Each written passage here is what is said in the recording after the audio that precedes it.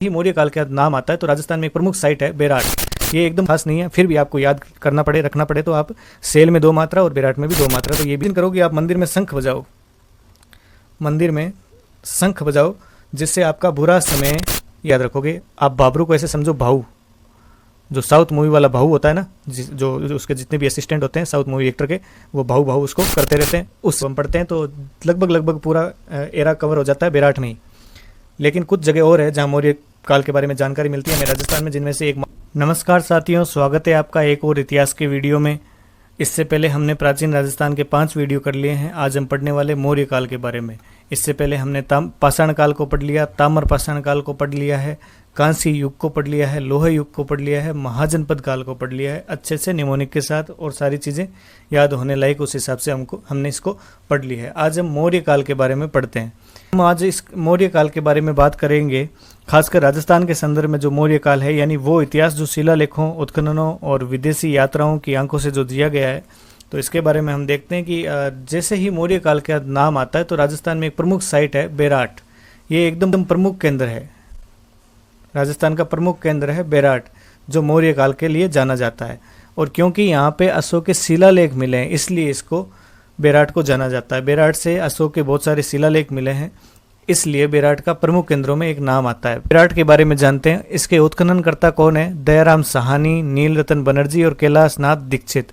तो कैसे याद करेंगे इनको तीनों को? बिल्कुल एग्जाम में इन तीनों का क्वेश्चन आता है। तो दयाराम, इस पहले तो आप बेराट को ऐसे समझो, इस बेराट को आप इमेजिन करो कि बूरा, यानी bed, in the sense bed, बूरा। तो जो आदमी बुरा होगा, बेराट को आपको बुरा समझना है इसमें, ठीक है। जो आदमी बुरा होगा तो वो किसी पे दया करेगा क्या? दया करेगा? बिल्कुल भी नहीं करेगा। इससे आपको याद रहेगा कि दयाराम साहनी बेराट जयपुर के उत्खनन करता है। इसके बाद देखो अगला, नीलरत्न बनर्जी। जब भी आपका बुरा समय चलता है तो कोई भी एस्ट्रोलॉजर के पास जाओ तो वो क्या कहेगा कि नीला रत्न पहनो अंगूठी में, तो इससे आपका बुरा समय निकल जाएगा। तो इससे आप इमेजिन करोगे कि जब भी आपका बुरा समय चलता है तो नील रत्न पहनो अंगूठी में। तो इससे आपको याद रहेगा कि बेराट जयपुर के उत्खनन करता एक नील रत्न भी है, ठीक है। इसके बाद देखो कैलाश वाला तो इजी है, जैसे ही आप बेराट लिखो और कैलाश लिखो तो बेराट में भी 2 मात्रा, कैलाश में भी 2 मात्रा, तो आप ऑप्शन सिलेक्ट कर लोगे। वहाँ पे एग्जाम में क्वेश्चन आएगा कि कौन कौन है, कौन कौन नहीं है। ये 3 तो नाम देंगे, एक और अलग से देंगे तो कौन नहीं है, तो उसमें से एक अलग नाम होगा। और बाकी दयाराम का आप इसे इमेजिन करके रखोगे कि जो बुरा होता है वो दया नहीं करता, जब बुरा समय चलता है तो हमें नीला रत्न पहनना पड़ता है अंगूठी में। और कैलाश में 2 मात्रा और बेराट में 2 मात्रा, तो कैलाश नाथ दीक्षित भी आपको याद रहेंगे। इसके बाद देखो उत्खनन में मिले साक्ष्य कौन कौन से हैं? सेल चित्र, यानी रॉक पेंटिंग्स यहाँ से मिली है। आपको याद है तो ठीक है, बाकी इतना खास नहीं है, फिर भी आपको याद करना पड़े, रखना पड़े तो आप सेल में 2 मात्रा और बेराट में भी 2 मात्रा, तो ये भी इमेजिन करके आपको याद हो जाएगा। 1-2 बार देखोगे याद रहेगा। ये बहुत इंपॉर्टेंट है, इसका बार बार क्वेश्चन आता है। 28 इंडो ग्रीक सिक्के यहाँ से मिले हैं, जिनमें 16 तो मिनंडर के सिक्के हैं। बार बार क्वेश्चन आता है ये कि 28 इंडो ग्रीक सिक्के कहाँ से मिले हैं, या 16 सिक्के जो मिनंडर के हैं वो कहाँ से मिले। तो आप याद रखोगे कि बेराट से मिले हैं। ठीक, विशेषताएं क्या हैं? बेराट की लिपि को शंख लिपि कहा जाता है। ये जो बेराट साइट है, यहाँ की जो लिपि थी उसको शंख लिपि कहा जाता था। तो कैसे याद रखोगे इसको? इमेजिन करोगे आप मंदिर में शंख बजाओ, मंदिर में शंख बजाओ, जिससे आपका बुरा समय यानी नकारात्मक शक्तियाँ आपके पास नहीं आएगी। बुरा समय आपका मिट जाएगा, बुरा समय आपका खत्म हो जाएगा, ऐसा इमेजिन करो, ठीक है। इसके बाद देखो बौद्ध विहार व गोल चैत्य ग्रह भी मिले हैं। अब अशोक के शिलालेख मिले तो बिल्कुल बौद्ध विहार या गोल चैत्य ग्रह ये बेराट से ही मिलेंगे। देखो चैत्य में भी 2 मात्रा, बेराट में भी 2 मात्रा, आपको याद रहेगा, कोई दिक्कत नहीं है। इसके बाद देखो वस्त्र बुनाई तकनीक से ये लोग परिचित थे, ये भी। इसके बाद ये भी बहुत इंपॉर्टेंट पर्सन बन जाता है कि जो बेराट का उत्खनन हुआ वो किसके टाइम हुआ? जयपुर के कौन से महाराजा के टाइम हुआ? तो महाराजा राम सिंह सेकंड के टाइम। ये याद रखना, आधुनिक टाइम में यही थे लगभग। अब देखो वहाँ सवाई जय सिंह भी पूछा जा सकता है, मिर्जा राजा जय सिंह भी पूछा जा सकता है, या राम सिंह फर्स्ट या राम सिंह सेकंड, दोनों में से देंगे वो। तो कैसे याद रखोगे इसको? देखो बेराट, बेराट में से ये रा निकालो, रा से तो राम सिंह आपको याद रहेगा ही रहेगा। अब सेकंड है, कैसे याद रहेंगे? तो ये रे है ना, रे वैसे 2 की तरह ही दिख रहा है, तो इससे आपको ये इमेजिन रहेगा कि राम सिंह सेकंड। ये थोड़ा सा मुश्किल हो सकता है इसको समझने में, लेकिन आपको करने के बाद बहुत ईजी लगेगा। बेराट में से रा को निकालो तो राम सिंह के टाइम इसमें उत्खनन हुआ, तो राम सिंह फर्स्ट है या सेकंड है, तो रे को ही देखो वापस, और रे 2 की तरह दिख रहा है, तो राम सिंह सेकंड के टाइम में इसका उत्खनन हुआ। इससे आपको ये याद रहेगा। उसके बाद देखो इसी समय सोने की संदूक प्राप्त हुई, जिसमें कहा जाता है कि संभवतः भगवान बुद्ध के अवशेष थे। ये भी यहाँ से भीम डूंगरी, गणेश डूंगरी, महादेव डूंगरी पहाड़ियों का भी उत्खनन हुआ। ये भी आपको याद रखना, ये पूछा जाता है बार बार। भीम डूंगरी, गणेश डूंगरी, महादेव डूंगरी, ये सारे देवताओं टाइप नाम है, तो इसलिए आपको याद रहेगा। बेराट से अशोक के 2 अभिलेख प्राप्त हुए हैं, बीजक की पहाड़ी अभिलेख जिसको बाबरू अभिलेख भी कहते हैं, और भीमपाड़ी अभिलेख। ये दोनों इंपॉर्टेंट है, ये आपको याद रखना पड़ेगा। कौन कौन से अभिलेख? बीजक की पहाड़ी अभिलेख मिला है जो अशोक का अभिलेख है, और भीमपाड़ी का अभिलेख मिला है वो भी अशोक का अभिलेख है। ये कहाँ से मिला है? बेराट से। बीजक की पहाड़ी जिसको बाबरू अभिलेख भी कहते हैं। देखो 1800 पहले तो आप ये ध्यान रखोगे कि ये बीजक की पहाड़ी है, इसी को बाबरू अभिलेख कहते हैं। ये देखो इसे बाबरू अभिलेख भी कहा जाता है। ये कैसे याद रखेंगे? पहले तो यहीं आपको रुक जाना चाहिए कि बीजक की पहाड़ी को बाबरू अभिलेख कहते हैं। एक साइड लिखो बीजक, एक साइड लिखो बाबरू, और दोनों में बे कॉमन आ रहा है। इससे आपको याद रहेगा कि बीजक की पहाड़ी में बीजक की पहाड़ी को अभिलेख को ही बाबरू अभिलेख कहा जाता है। अब पहला प्रश्न यहाँ से बनता है, 1837 ईस्वी में कैप्टन बर्ट को ये मिला था। कैसे याद रखोगे? कैप्टन बर्ट को बाबरू अभिलेख मिला था। ये कैसे याद रखोगे? आप बाबरू को ऐसे समझो भाऊ, जो साउथ मूवी वाला भाऊ होता है ना, जो उसके जितने भी असिस्टेंट होते हैं साउथ मूवी एक्टर के, वो भाऊ उसको करते रहते हैं, उस हिसाब से समझो वही उनका कैप्टन होता है। जो साउथ मूवी वाला भाऊ है ना, उसके 3-4 जो भी असिस्टेंट होते हैं, उसका वो कैप्टन कौन होता है? उसका भाऊ ही होता है। ऐसे याद रखो। इससे आपको याद रहेगा कि बाबरू अभिलेख किसे मिला था? कैप्टन बर्ट को मिला था, और इसे बाबरू अभिलेख कहते हैं इसको। इसके बाद तीसरी लाइन देखो, इस अभिलेख में अशोक को मगध का राजा कहा गया है। यह भी आपको याद रखना, स्टेटमेंट वाले प्रश्नों में पूछा जा सकता है। इसमें अशोक ने बुद्ध, संघ और धम्म में विश्वास प्रकट किया है। जो बौद्ध धर्म का अशोक था ना, वो अनुयायी, तो इसने बुद्ध, संघ और धम्म में विश्वास प्रकट किया है। ये बात इस अभिलेख में, बीजक की पहाड़ी अभिलेख या बाबरू अभिलेख में लिखी हुई है। ये भी स्टेटमेंट में पूछा जा सकता है, तो इसको आप याद रखेंगे। और ये अभिलेख 7 बौद्ध ग्रंथों की जानकारी भी देता है। ठीक है, ये इतने स्टेटमेंट है, आपको याद रखना है। पहला क्या है? 1837 ईस्वी में कैप्टन बर्ट को बाबरू अभिलेख मिला। कैसे याद रहा?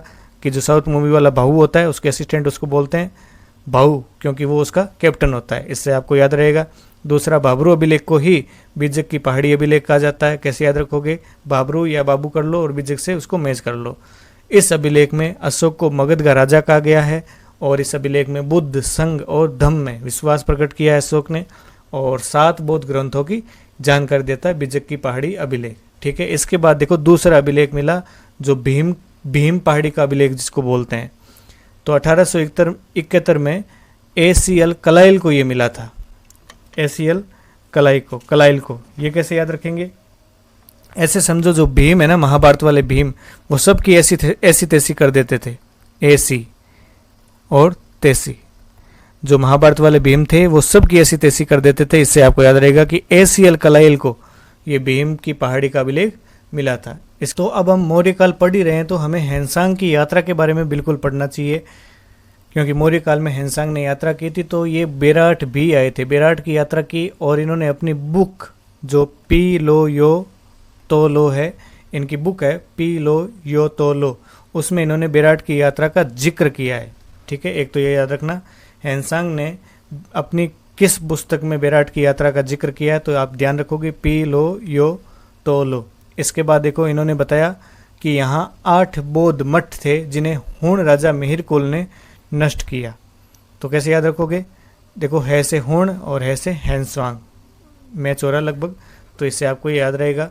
और दोनों प्रश्न बनता है बिल्कुल। पहला प्रश्न यहाँ से बनता है कि हैंसांग ने बेराट की यात्रा का जिक्र अपनी किस पुस्तक में किया, तो ये प्रश्न 2-3 बार आया हुआ है, फिर भी आ सकता है पी लो यो तो लो। दूसरा प्रश्न यहाँ से बनता है कि ये जो बेराट में जो 8 बौद्ध मठ थे, उनको किसने नष्ट किया हैंसांग के अनुसार, तो मिहिर कुल, हुण राजा मिहिर कुल, ये भी आपको याद रखना है। इसके बाद देखो, इन्होंने बताया कि बेराट की बेल व भेड़ें प्रसिद्ध थी। इसके बाद देखो, हम मौर्य काल के बारे में जब हम पढ़ते हैं तो लगभग पूरा एरा कवर हो जाता है बेराट में ही। कुछ जगह और है जहाँ मौर्य काल के बारे में जानकारी मिलती है हमें राजस्थान में, जिनमें से एक मानसरोवर अभिलेख भी है जो चित्तौड़गढ़ में स्थित है। मानसरोवर अभिलेख चित्तौड़गढ़ से मिला है, जो उसमें क्या बताया गया कि उसमें 4 मौर्य राजाओं का उल्लेख किया गया है। क्या नाम है उन राजाओं का?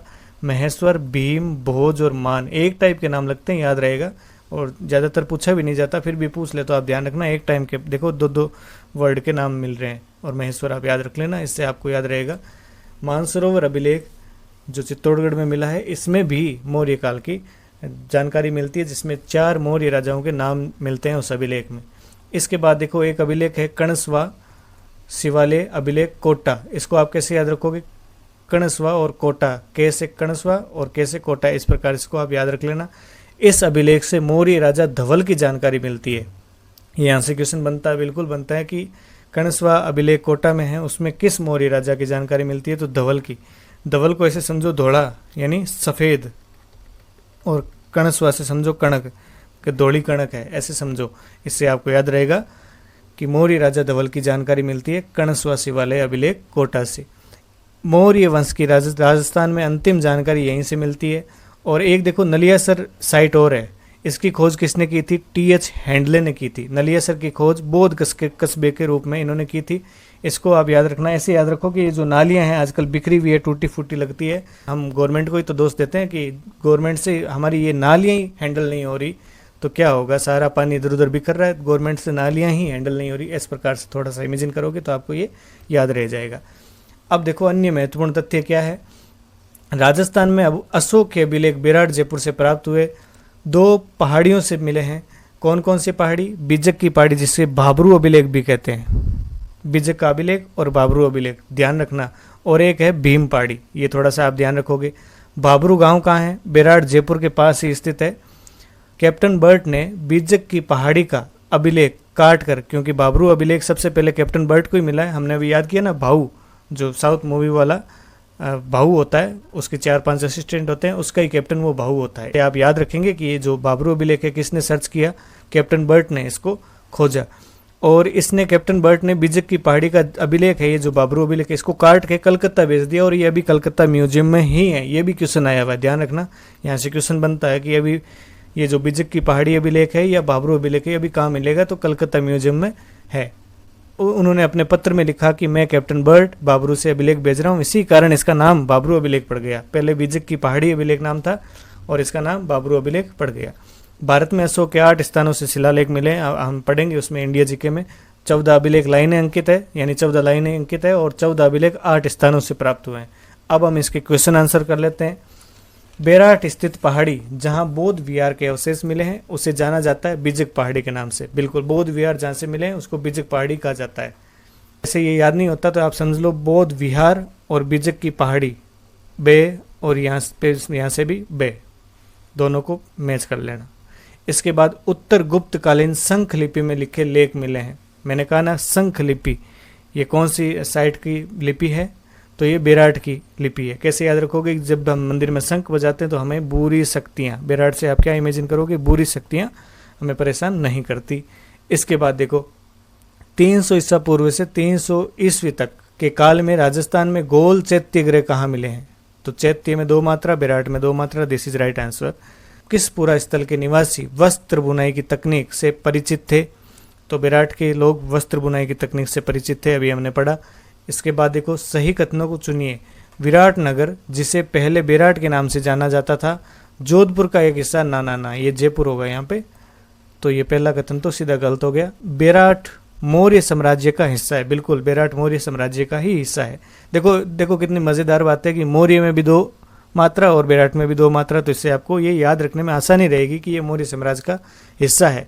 क्योंकि कई बार सीधा पूछ लिया जाता है बेराट है ये कौन से काल का साइट है, तो उसमें आपको ताम्र पाषाण, मौर्य काल, मौर्योत्तर काल या गुप्त काल, गुप्तोत्तर काल कुछ भी देते, तो आप इसको याद रखोगे कि मौर्य साम्राज्य का ये हिस्सा था। तो पहला सही है, बिल्कुल नहीं, पहला गलत है। दूसरा सही, हाँ दूसरा सही है ना, तो एक नहीं, ये कट गए, बाकी सीधे कट गए, सिर्फ दूसरा ही सही है। इसके बाद देखो राजस्थान में बौद्ध संस्कृति के अवशेष कहाँ से मिले हैं? तो राजस्थान में बौद्ध संस्कृति के अवशेष हमारे बेराट से मिले हैं। ठीक है, इसके बाद देखो सन 1837 में बिजक पहाड़ी स्थित अशोक के शिलालेख को किसने खोजा? पहले तो आप ये समझो कि बिजक की पहाड़ी को अभिलेख को क्या कहते हैं, भाबरू अभिलेख कहते हैं। और भाऊ कौन है, साउथ का कैप्टन। बेराट के पास भीमजी की डूंगरी के तल पर 2 शिलालेख, बेराट शिलालेख और लघु शिलालेख की खोज कहेगी। वो चालुक्यों के हैं, बिल्कुल नहीं है, मुगल के भी नहीं है, हाँ अशोक के हैं, राठौड़ के नहीं है, अशोक के ही मिले हैं यहाँ पे। बेराट प्राचीन काल में राजधानी थी किसकी, मत्स्य राज्य की, बिल्कुल, जो आज विराटनगर के नाम से जानी जाती है। बेराट मत्स्य राज्य की राजधानी थी, चेदी की नहीं थी, अर्जुनयन नहीं, चोल की भी नहीं।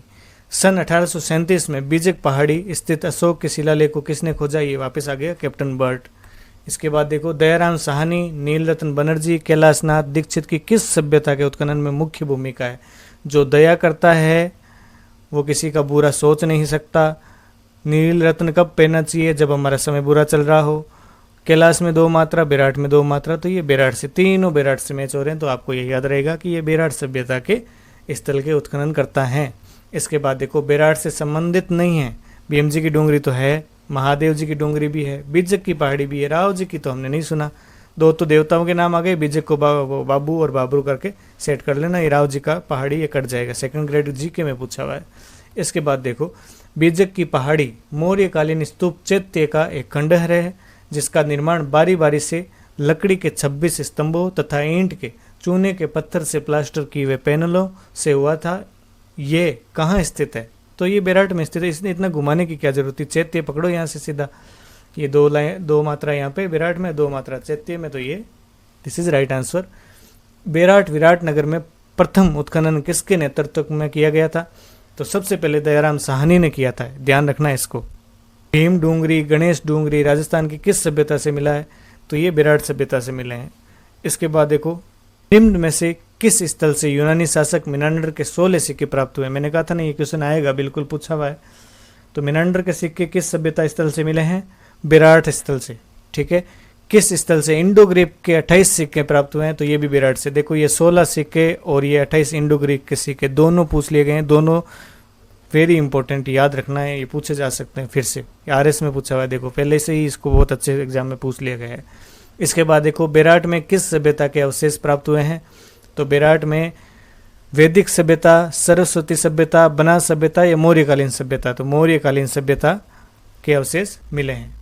तो दोस्तों ये था राजस्थान में मौर्य साम्राज्य का इतिहास, जहां हर पत्थर बोलता है और हर पहाड़ी इतिहास सुनाती है। अगर आपको ये वीडियो अच्छा लगा तो लाइक शेयर सब्सक्राइब जरूर करें, और ऐसे ही इतिहास के स्टडी वीडियो के लिए फॉलो करें हमारे चैनल निमोनिक जीके स्टडी को। धन्यवाद, जय हिंद।